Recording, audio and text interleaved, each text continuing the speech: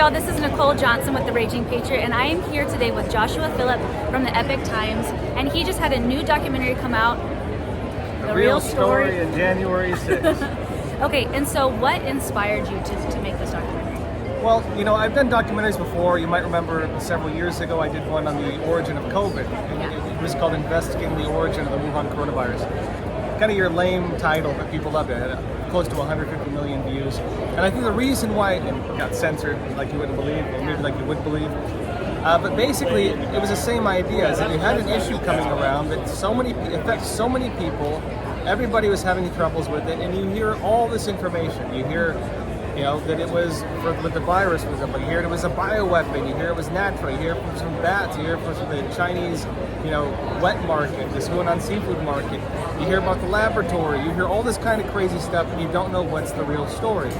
Same thing with January 6th, right? People hear that it was an insurrection, they hear that it was an entrapment, they hear it was these suspicious actors, they hear all these different things, and they don't know who was wrong, who's right, what rumors to believe, which ones not to believe. So we wanted to do something that shows the totality of what happened that day, break down all the information and show what is real and what is false. And that's the real story of January 6th. And so you interviewed quite a few people. What was the most impactful interview for you? Well, most impactful interview was probably with Stan Kefart. Stan Kefart, we actually had throughout most of the documentary. He's the #1 expert on use of force. So if you go on court databases, he's the #1 guy they'll call in to testify on police use of force. He was the head of security for one of the Olympic Games, you know, chief of police in several parts of the U.S., and an incredible guy. And we basically go over footage with him, body cam footage from police, which I don't think most of the world has seen before because it's hard to get. Yeah. A lot of footage nobody's seen before, and we have him analyze it just from a criminal perspective. If this was putting it on trial, what would he say? And basically what we show is the protesters, for the most part, were actually very peaceful. A lot of the actual violence and the actual breaching of the Capitol, the people who did violate laws, ironically, the people who were not being charged or were facing slap on the wrist charges. But most of the violence that day was, in fact, the Capitol Police in D.C. Metro violating the law flagrantly. And we show evidence of all the laws well, not all of them, but a lot of the laws they violated. I'm not going to say totality because there's footage we haven't seen yet. It'll take you 3 years to watch it all. But you know, we've gotten an hour, 40-minute documentary. We show basically that the whole thing is a lie. The narrative on who was responsible for it's a lie. The narrative on who was really violent is a lie. And in fact, even the police actions that day. And I'm a big supporter of police. Yeah. Normally, but doesn't mean they can violate the law however they want. You know what I mean?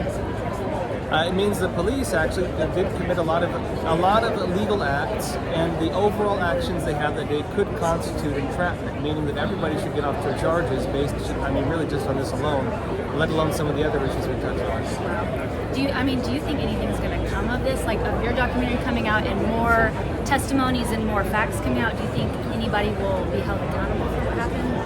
The J6 narrative is a big straw house, and I think it just takes a good breeze to blow the whole thing down. And I think they're depending basically on the public not being informed. You know, YouTube will block your videos and try to put videos up. They don't want the real story being told. They'll censor you, they'll attack you, and they try to spin the narrative. I can tell you the January 6th committee, they are doctoring evidence, and I know they're doctoring evidence because I've seen the actual evidence. They're altering videos, they're cutting parts out. They're even in the trials, they're removing audio, for example, that would show people's innocence.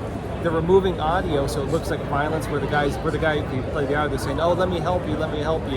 People trying to help police, and they try to frame it like they're attacking police. So there's weird stuff like this just happening throughout. And is there going to be a part 2? Maybe. And I guess, what would you want to leave with the audience of, like, what happened on January 6th or, like, implications of it? Well, I think the big thing is watch the documentary, because you'll find that a lot of what you've been told is not true. And really, it is public information, and having the people being informed on this. I'll tell you what, one of the biggest surprises for me, and I don't think I talked about this on camera yet, one of the biggest surprises with me is I've done a lot of interviews with other media after the fact. I've talked to a lot of people after the fact. And you know, I realize I'm kind of like in a bubble, because for me, before I did the documentary, everything was kind of obvious. I'd seen a lot of the evidence already. Yeah. I get a lot of video footage. People send me stuff. I talk to a lot of people. And I knew that pretty much the narrative's a bunch of nonsense and that people are being lied to. It did not occur to me that a lot of people have not seen that evidence, and a lot of people do not have that same conclusion because they've never been exposed to the evidence. Yeah. They've never seen anything that would show them otherwise. And so I realized actually, I'm not saying this to promote it, even though I want people to watch it. I didn't realize till afterwards that really the people do need to see it, because frankly even a lot of TV hosts had never seen the other side of the argument. How are you, man? Pleasure Because to where see are they you. going to see it at? Yeah. Nobody has it out there. I mean, there's been some good documentaries, but some of the footage we have, nobody's ever seen before. Wow. So you can subscribe to Epic Times to watch it? Yeah, it's on Epoch TV, EPOCHTV.com. If you're an Epic Times subscriber, you can watch it also. Yeah. And then your show is Crossroads. okay, so you can watch them then. And when does your show happen? Every Monday, Tuesday, Wednesday, I do a live show. And Thursday, Fridays, I do I do an interview. Awesome. Well, thank you so much for your time, and you guys stay tuned for more interviews.